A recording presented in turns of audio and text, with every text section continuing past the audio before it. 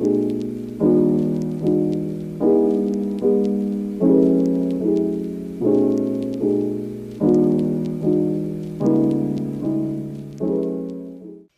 everyone, today I'm going to be showing you how to make the Eloise blouse.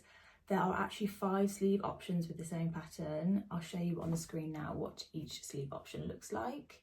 I'm currently wearing view D, which is a puff sleeve with an elasticated cuff. And in this video tutorial, I'm going to be showing you how to make view E, which is the flutter sleeve option. So I've labelled this sewing pattern as advanced beginner. Now I would describe that as somebody who's got some simple projects under their belt, they know their way around their sewing machine, but you're ready to learn some new techniques such as gathering, rouleau loops, how to do frills around the neck. With this sewing pattern, there's nothing adventurous like zips or buttonholes. These are just rouleau loops, which are really simple to make, and I'll be showing you how to do all of that throughout the video tutorial. So there's 2 more things I want to touch on, one of them being when it comes to this sewing pattern, lightweight fabrics are your friend. Because we've got this frilly neckline, you don't want it too heavy so that it droops like this. It will just be the worst thing in the world if you make this beautiful garment and then your neckline is all out of shape. The final thing I wanted to touch on is this sewing pattern comes in a B and a D cup option. Now to find out which one will best suit you, you'll need to find the difference between your high bust measurement and your full bust measurement. So to do that, you'll need to take both measurements and then find the difference. And in the sewing pattern, it will tell you which sewing pattern will suit you best by how much difference you have. For instance, if you have 2 inches or less difference, then you will be more suited to the B cut pattern. But if you have 3 inches or 4 inches, you will be more suited to the D cut pattern. Now, if you find that you have more than a 4-inch difference between your high bust and your full bust, that means you're either an E, an F, a G, etc. Like you'll be a larger cup size. But the sewing pattern will cater to you also because I show you how to make a full bust adjustment if your cup size is larger than a D cup. I hope that makes sense. Of course, I'm only ever a message away, an email, Instagram, Etsy. You can reach me anywhere and I will get back to you normally within the hour and I will answer any questions you have. But I hope you enjoy this sewing tutorial and I can't wait to see all your Eloise blouses. So we're going to begin by ensuring the armhole notches, the ruffle end notches and the gather notches are clearly marked on the front and back bodice. Next, we'll create a stay stitch around the armholes and the neckline on the front and back bodice using a 0.5 centimetre or 1/4 inch seam allowance. If you're wondering what a stay stitch is, it's just a standard stitch that you put through a single layer of fabric and it just prevents the distortion and stretching of curves when you're constructing your garment. Once you finish adding a stay stitch to the necklines and armholes, you can set your front and back bodice aside for now. Next, we're going to be constructing our rouleau loops. So make sure you have 2 pieces and they should have both been cut on the bias grain. Begin by folding each rouleau loop in half lengthwise with right sides together. Use your iron to press your fabric into position. Next, stitch 0.5 centimetres or 1/4 inch from the raw edge, stitching the 2 layers of your rouleau loop together. Then use some scissors to trim the seam allowance in half. Now we need to turn the right side of the fabric outwards. I'm using a loop turner to do this, but if you don't have one handy, you can use a needle and thread. The needle and thread method is explained in the written instructions. Once both rouleau loops are turned right side out, you can give them a good press. Set the rouleau loops aside for now, as the next step is to construct the ruffle neckline trim. As with the rouleau loops, ensure both pieces have been cut on the bias grain. Pin the ruffle neckline trims perpendicular to each other, right sides together, and make sure that the edges are aligned. Pin the pieces together and stitch diagonally from the top right corner to the bottom left corner.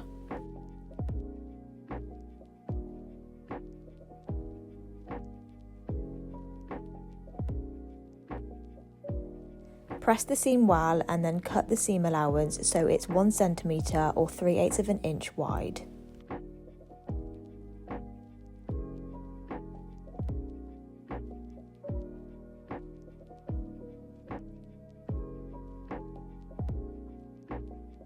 Open the neckline trim so that the wrong side is facing you, and then at each end, fold the raw edge to the wrong side of the fabric by 1 centimetre or 3/8 of an inch and press in place.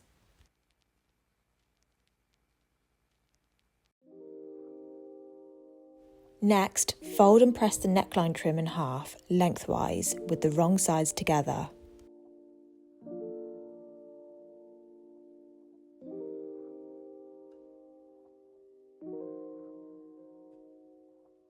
On the right side, sew 2 rows of gathering stitches through both layers of fabric. The first stitch line should be positioned 0.3 centimetres or 1/8 of an inch from the raw edge, and the second row of stitching 0.5 centimetres or 1/4 of an inch from the raw edge. Set your stitch length to 4.5 millimetres and remember not to backstitch, and leave long thread tails at both the beginning and the end of each stitch line.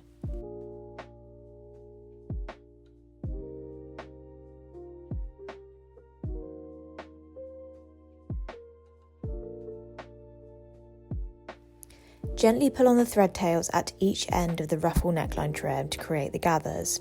Adjust until the ruffle is around the same length as the bodice neckline, making sure to distribute the gathers evenly.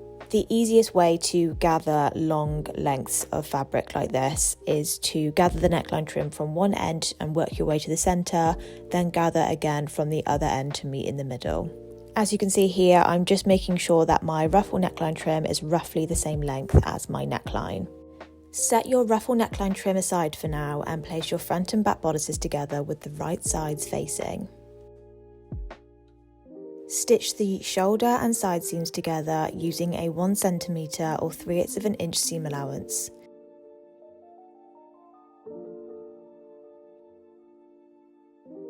Press the seams open and then finish each raw edge with an overlock stitch. Throughout the construction, I will be finishing all my raw edges with an overlocker, but if you don't have an overlocker or serger available, you can of course use French seams, bias binding, or just a standard zigzag stitch on your sewing machine. Now, with right sides together, join the front and back facings at the shoulder seams using a 1 centimetre or 3/8 of an inch seam allowance.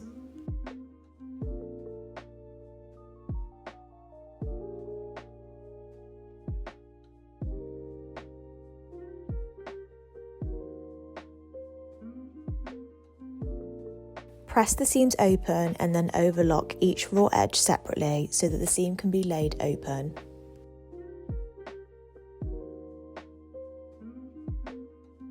Finish the outer raw edge of the facing using an overlocker, then set the facing aside for now.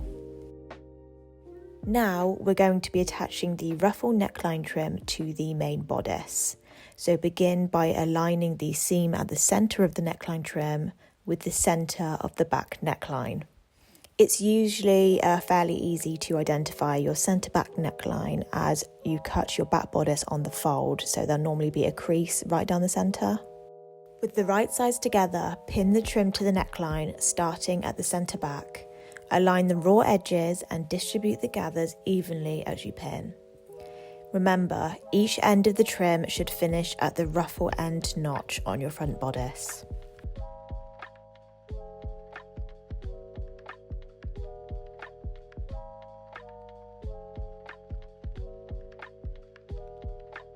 Once you've pinned your neckline trim into position, just ensure that your shoulder seams are laid open, as this avoids any unnecessary bulk around the neckline seam. Once the trim is positioned around the neckline, stitch in place using a 0.5 centimetre or 1/4 of an inch seam allowance from the raw edge of the neckline.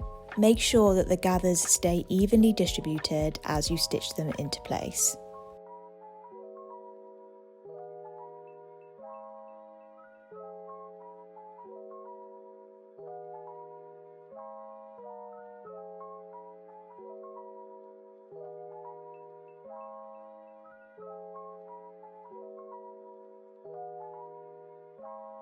Next, you'll need your ruler loops, so you're going to fold each ruler loop in half lengthwise and press each end of the loop flat.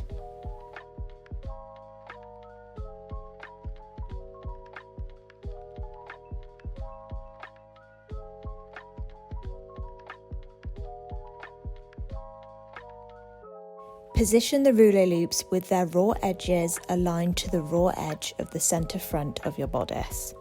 Place the first rouleau loop 3 centimetres or 1 inch and an eighth from the neckline, and the second loop 1 centimetre or 3/8 of an inch below the first. This is a good stage to try the bodice on and check that the rouleau loops are positioned to your preference. If you've added extra length to the bodice, you may want to add a third rouleau loop. Stitch the loops in place using a 0.5 centimetre or 1/4 of an inch seam allowance from the centre front.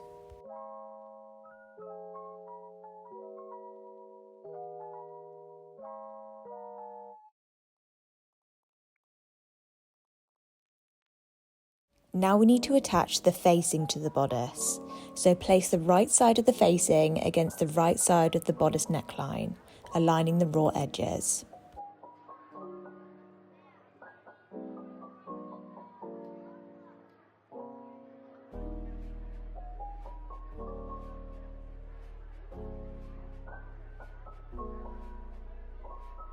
As you pin the facing into position, ensure the shoulder and facing seams are laid open and that they align accurately.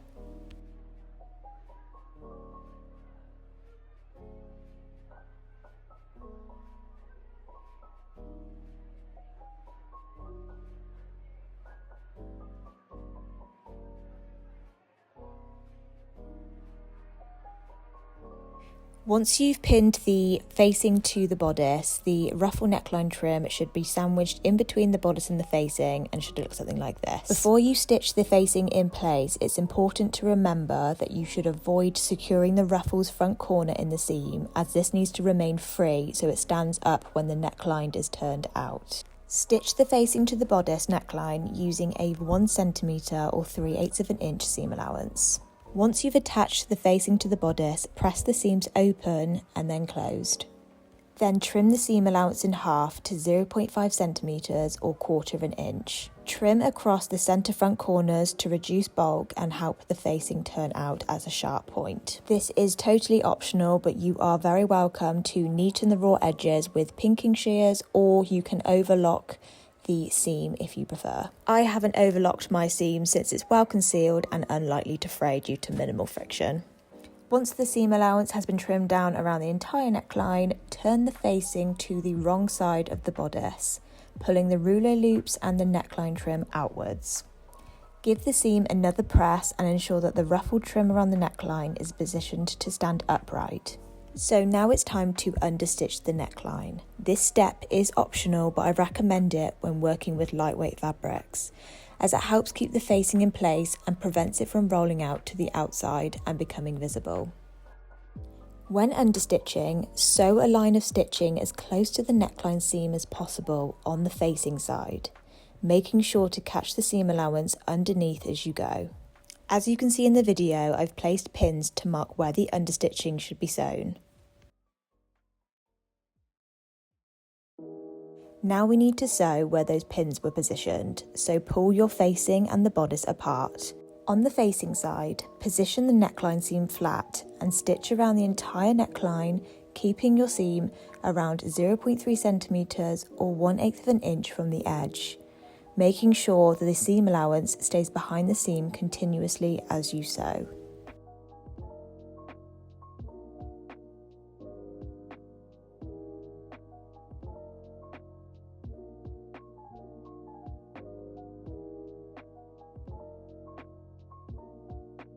Once you've finished understitching your neckline, you can set your bodice aside for now.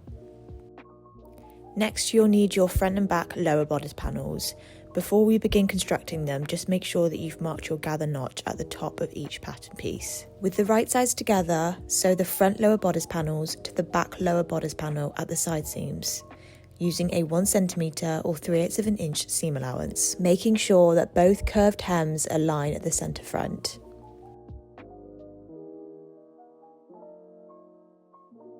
Press the side seams open and then towards the back lower bodice panel and overlock the raw edges together.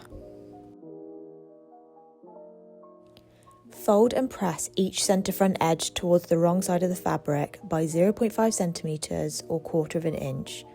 then fold and press again by another 0.5 centimeters or 1/4 inch.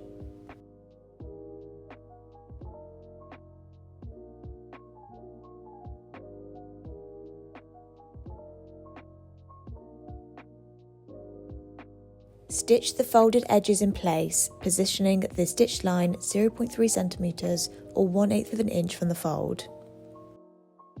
Now it's time to repeat the process for the hem. Fold and press the raw edge to the wrong side of the fabric by 0.5 centimeters or 1/4 inch, then fold and press again by another 0.5 centimeters or 1/4 inch. If you find it easier, pin the hem into position and then stitch 0.3 centimeters or 1/8 inch from the folded edge.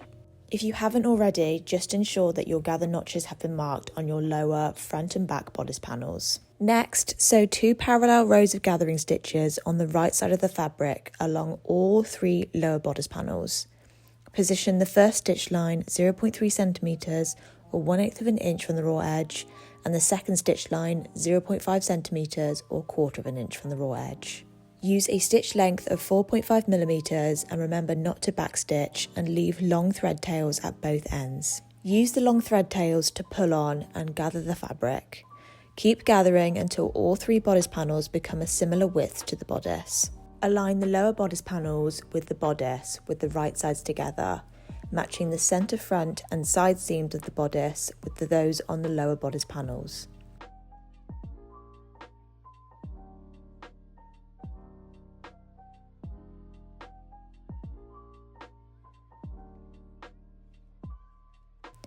Line up the gather notches on both pieces and then spread the gathers evenly between the notches.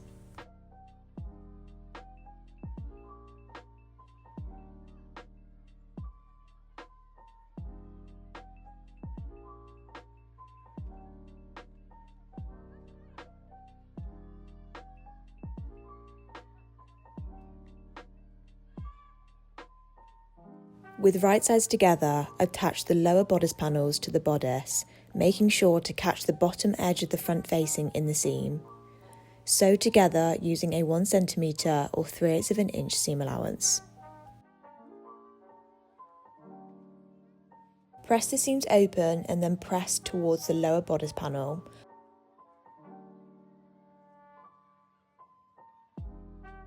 Overlock the seam allowances together, or alternatively, you can use bias binding or a zigzag stitch on your standard sewing machine. Use a needle and thread to hand stitch the seam allowance to the lower bodice panel so it's not visible as the garment is being worn. Now we need to construct the sleeves. Before we do that, make sure that the back of the sleeve has been marked, both gather notches, and the front of the sleeve. And since we're making the view E sleeve, it's important that the sleeve is cut on the bias grain to ensure it drapes correctly.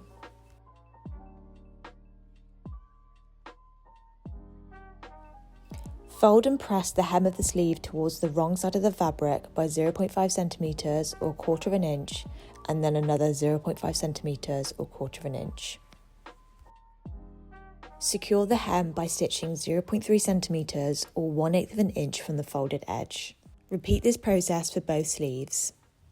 With right sides together, sew each sleeve seam using a 1 centimeter or 3/8 inch seam allowance. If your fabric looks the same on both sides, remember to check that your sleeves are mirrored, as you need one left and one right before sewing.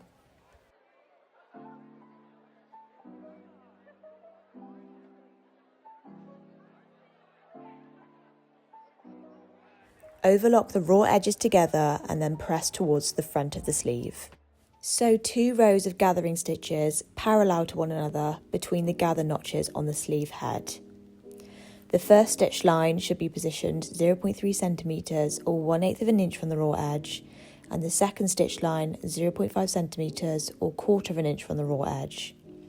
Use a stitch length of 4.5 millimeters and remember not to backstitch, and leave long thread tails at each end for gathering.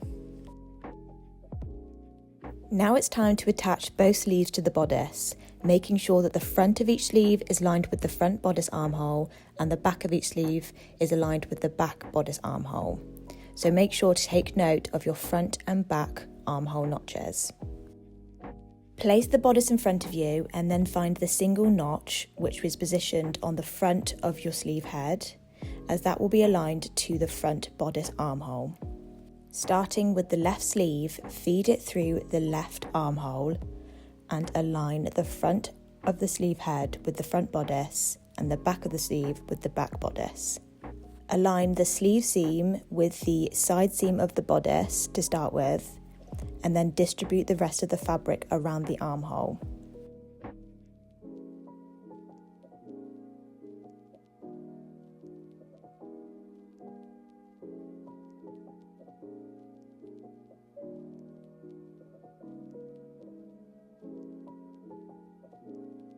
As you reach the top of the sleeve head, align the gather notches on the sleeve head to the corresponding notches on the bodice armhole, and evenly distribute the gathers between the notches.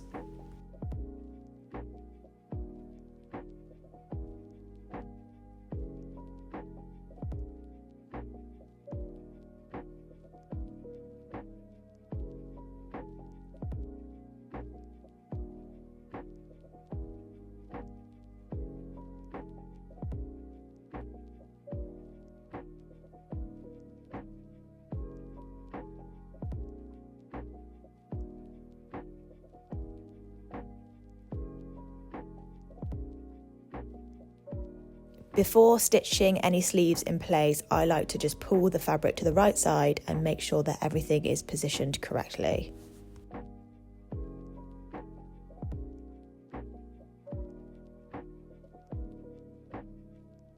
Now you can stitch the sleeves to the bodice with the right sides together and a 1 cm or 3/8 of an inch seam allowance.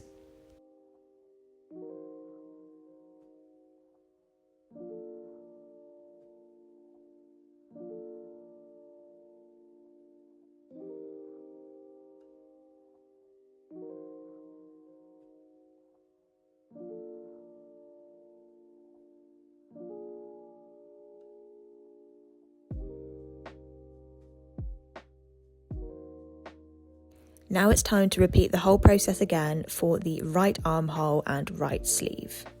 Once you've attached both sleeves, press the seams and then overlock the raw edges together.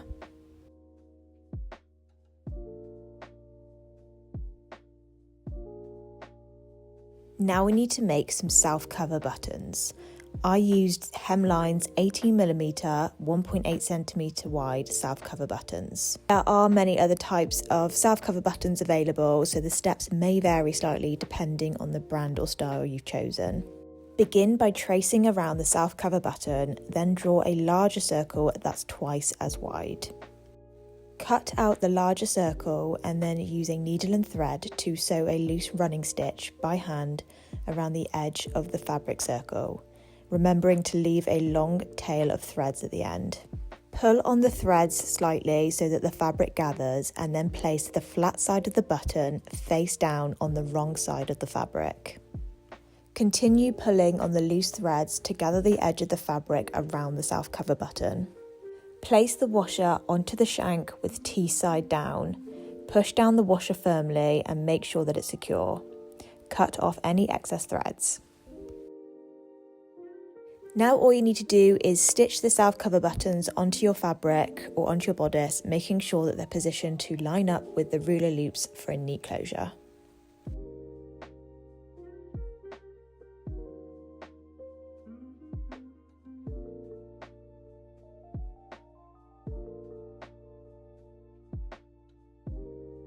All that's left to do is add your snap fasteners. Now, I've put in the instructions to mark evenly spaced points along the centre front edges where the snaps will be placed, but I kind of just eyeball it. Attach the male snaps to the right centre front. This is the same side as the ruler loops, on the wrong side of the fabric. Attach the female snaps directly opposite on the left centre front, on the right side of the fabric. Use a snap tool, or you can just hand stitch each snap to the garment securely. You may find it easiest to attach the male snaps first and then close the garment, and you can mark exactly where the opposite side should sit using tailor's chalk, a water-soluble pen, or just even using a pencil. And that's your Eloise blouse completed. Make sure to tag me in your makes on Instagram and use the hashtag Eloise Blouse. Thank you so much for watching, and I really hope you've enjoyed this sewing tutorial.